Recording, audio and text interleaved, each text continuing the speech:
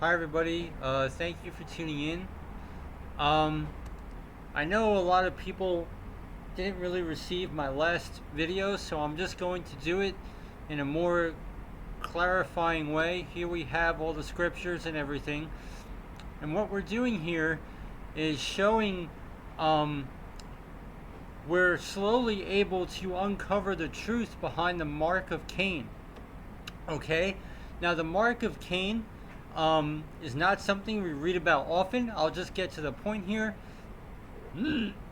Okay, I'll just get to the point here. Here we are in the Armenian Apocrypha, the history of Abel and Cain, the sons of Adam. Okay? We're on page 11 here. And page 11 gets into the punishments of Cain, okay, which would be the Mark of Cain. So, we actually have, in the video I did before, we have a confirmation of Cain trembling. Okay, now give me a minute here. Here we are in a fragment from a book I just got in the mail today. It says that the trembling of Cain was of one murder. Okay. Look, I'll put this stuff in the description box below. Okay, I know it's like impossible to do anything clerical. So here we go. The first punishment was this: that two horns sprouted upon his head. The second punishment was this: that one horn cried out and said in a loud voice, "Cain is my brother murderer." Then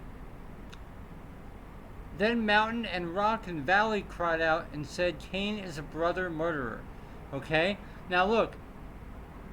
And the seventh punishment, we're going to skip around a little. The seventh punishment was that, here we go, it says, then he brought a skin of a wild animal and covered himself. So, look, I'll put this stuff in the description box below, but the point is this. This text actually confirms the death of Cain, because the death of Cain, there seems to be various accounts in the scriptures. The Book of Jubilees has one account. The Book of Jasher has another account. Okay? So, now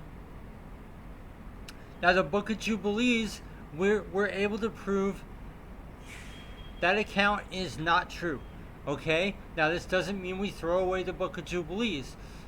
The Book of Jubilees was actually written by Moses, just to be blunt, but the translations we have are in Greek. Okay, so things get lost in translation in time, stuff like that. Okay, so now the Book of Jasher tells us that Cain was killed by Lamech. Okay, and Lamech was blind, and he was in the field with his son, and his son thought he saw a wild animal, and so Lamech shot at his bow, and that wild animal ended up being Cain. That's what the Book of Jasher says. Now, thanks to this Armenian Apocrypha, here we learn that God gave Cain two horns on top of his head. And we also learn that after he received his punishment from Yah, that he put on animal skin, wishing that he would die. So it makes perfect sense that Lamech killed Cain thinking he was a wild animal. And now that we've come to this truth, this is actually verified.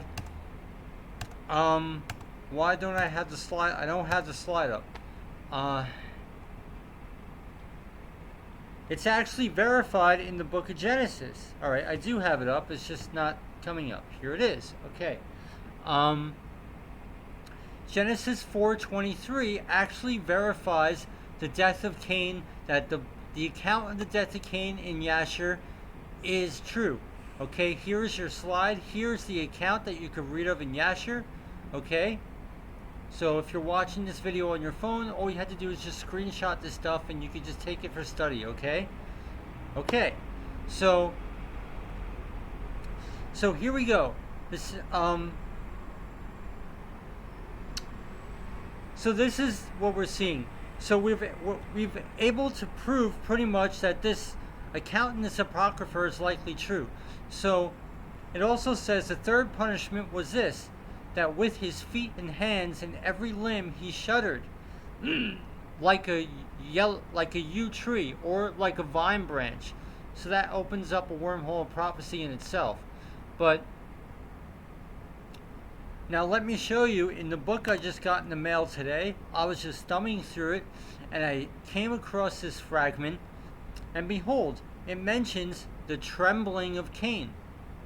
How could they know this unless it wasn't true?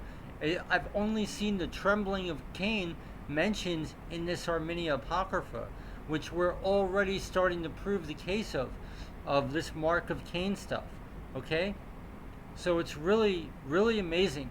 So, to close my point is this. I know I'm not doing this very well, but to close my point is this. Ecclesiastes 1:9, Ecclesiastes 3:15, everything that was, shall be, and will be to come. Okay, so the Mark of Cain is significant because the Mark of Cain should have to do with end-time prophecy. So what we're reading here, we should be able to see in our Bibles in end-time prophecy. Who is Cain? Cain is Satan. Who is Abel? Okay, so we should be able to see Abel and Seth is messianic prophecy, okay? And that's exactly what we have. I'll go to the most blatant account in Ezekiel 7:17. All hands shall be feeble and all knees shall be as weak as water. Okay? We actually see this in a messianic prophecy in the Wisdom of Solomon, chapter 5, verse 3, I think we're in. And they repenting and groaning for anguish of spirit. So you could screenshot this stuff and then do these studies on your own. Okay, I have all my side notes here. You know, it's really good stuff.